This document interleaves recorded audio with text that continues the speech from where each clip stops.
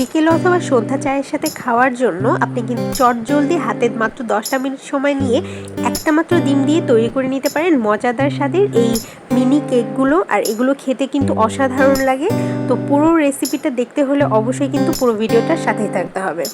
Hello everyone, welcome to cook and cook. তো এই রেসিপির জন্য আমার শুরুতে এখানে লাগছে ডিম। আমি এখানে একটা ডিম নিয়েছি, আর ডিমটা কিন্তু অবশ্যই নর্মাল রুম টেম্পারেচারে থাকা ডিমটা নিতে হবে। এর সাথে আমি দিয়ে দিচ্ছি হাফ কাপ পরিমাণ চিনি। চিনিটা আপনারা আপনাদের পছন্দ অনুযায়ী কম বেশি করে নিতে পারেন, তবে আমি যেহেতু আমরা একটু মিষ্টি কম খেতে পছন্দ করি, তো আমাদের জন্য কিন্তু এই হাফ কাপ মিষ্টিটা একেবারে পারফেক্ট ছিল। এবার এই চিনি এবং ডিমটাকে খুব ভালো মতো এরকম একটা হ্যান্ড হুইস্কের সাহায্যে খুব ভালো মতো বিট করে নিচ্ছি। আপনাদের কাছে যদি ইলেকট্রিক বিটার থাকে তাহলে তো আরও ভালো, তবে হ্যান্ড বিটার দিয়ে কিন্তু বিট করতে খুব বেশি একটা সময় লাগবে না।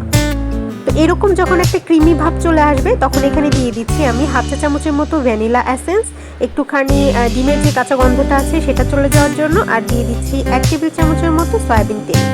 এবার সব কিছুকে আবারও খুব ভালো মতো নেড়ে চেড়ে মিশিয়ে নিচ্ছি। দেখতেই পাচ্ছেন খুব সুন্দর একটা শাইনি একটা ভাব চলে এসেছে।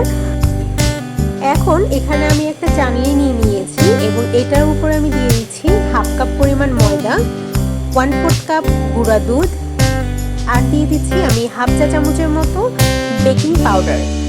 আপনারা চাইলে এখানে বেকিং পাউডারের জায়গায় কিন্তু বেকিং সোডা ব্যবহার করতে পারেন। খুব ভালো মতো চেলে নিলাম। এবার এরকম একটা স্প্যাচুলার সাহায্যে খুব ভালো মতো সব কিছুকে একসাথে মিশিয়ে নিচ্ছি।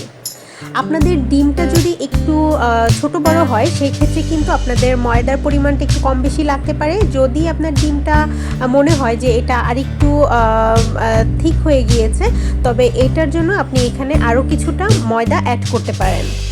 তো হাফ কাপ মতো ময়দা দেওয়ার পরেও আমার এখানে কিন্তু বাড়তি করে 1/4 কাপ ময়দা আমি আরও অ্যাড করেছি। আর এখন হচ্ছে কেকের যে শেপ সেটা নিয়ে আমি একটু কথা বলবো। তো এখানে আমি একটা 1 টেবিল স্পুনের একটা স্পুন নিয়েছি এবং সেটা সহ আমি কেকের যে ব্যাটারটা সেটা উঠালাম। আর এই কাপের মধ্যেও কিন্তু আমি খুব ভালো মতো করে বেশি করে তেল মাখিয়েছি। আমার 2 হাতেও কিন্তু বেশি করে তেল লাগানো আছে।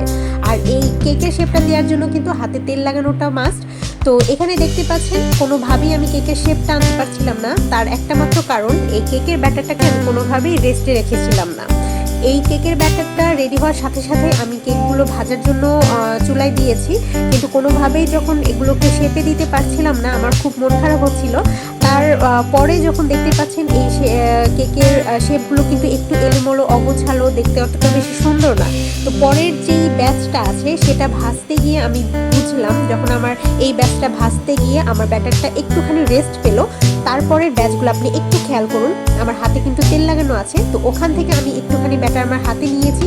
তখন কিন্তু এই সময়টা এসে ব্যাটারটা একটু শক্ত হয়ে গিয়েছিল। আর এর পরে কিন্তু আমি এই ব্যাটারটা দিয়ে খুব সুন্দর মতো করে গোল করে শেপে দিতে পেরেছি কেকে। তো এইটা হচ্ছে মেন কথা। আমি চাইলেই আমার প্রথম ব্যাচের ভিডিওটা এখানে শেয়ার করতে নাই পারতাম, বাট আমি শেয়ার করেছি যাতে আপনারা শিখতে পারেন। তো যাই হোক, এভাবে সবগুলো কেকগুলো আমি একটা করে তেলে ভেজে নিচ্ছি। আর তেলে এই সময় ভাজার সময় চুলার আঁচটা কিন্তু অবশ্যই মিডিয়াম টু লোতে রাখতে হবে, তা না হলে কিন্তু কেকের ভেতরে কাঁচা থেকে যাবে। তো এভাবে করে সবগুলো ব্যাচ ভাজতে আমার মোটামুটি 10 মিনিটের মতো সময় লেগেছে। তো এবার একটা করে কেকগুলো ভেজে আমি তুলে নিচ্ছি।